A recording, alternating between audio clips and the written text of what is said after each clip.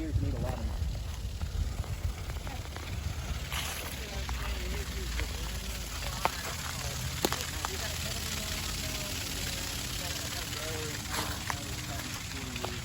All over the trees in the surrounding forest, but they do not seem to be affected. So maybe, I can't tell if they feed on the leaves. The only issue you'll ever have is you get some of the honeydew, and then there's the fruiting, and then that gets like colonized by chicken moles that can block a little bit of photosynthesis, but I don't think that's any sort of an issue on these outdoors. We've just seen a tiny bit of it. This is Atlantic. So this is another sibling of Raritan, and this will almost definitely get released as well because it's just our best yielding plant. Every year it puts out a ton of nuts. This guy is all the way in the back here by itself. It has had even less care than the rest of it because we had kind of forgotten about it for a few years because it was just back here by itself. And it's every single year we get tons and tons of nuts. It has the same alleles as Raritan, so it's going to be kind of similar, but they're just going to be more complements. It won't replace it because they're both fantastic plants. But this is going to definitely, we haven't had any trees that yield as consistently as this plant. And you can see this tree has also almost never been pruned. We did a little bit of pruning on it 3 years ago, and then we said, oh, maybe we really need to consider this for release, so we stopped because we want to make sure we have tons of wood for grafting and doing other stuff. Yep, no, this is a wonderful tree. Nuts are good. Again, the quality is very high on them. You know, nice round kernels.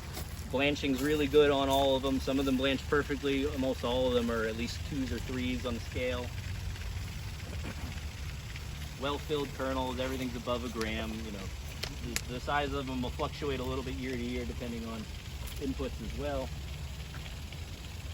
Thin shells. This is just a great tree. But we don't have as many of these available because we didn't really decide on this until about 2 years ago that it was going to be one. Or we always just thought like, well, it's got the same alleles as Raritan, what's the difference? And then the yields are just too consistent on it. Is it in tissue culture? They're all have been sent to the tissue culture lab. They said they're having good progress, but they've never told us they weren't having good progress until they told us we don't have the plants.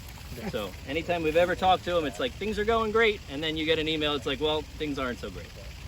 But if we ask, then things are going great. So it's tough to say. But yes, they all have been in tissue culture. Hopefully they're being propagated now, but I would not count on being able to buy tissue culture produced plants of these for at least 5 years.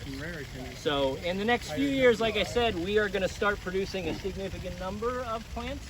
So if Tom doesn't have your email, at some point we'll get it at the end of the day. We'll put you on our growers list and we'll let you know when we start having things available. Like next fall, we'll have about 1,000 trees available of grafts on resistant rootstocks from some of these various plants, you know, better quality pollinizers, some of these new production plants.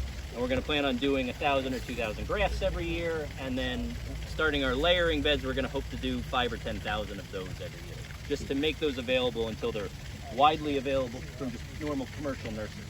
They will come from you, or they will come from Smoky Bottom? The grafts will come right from us.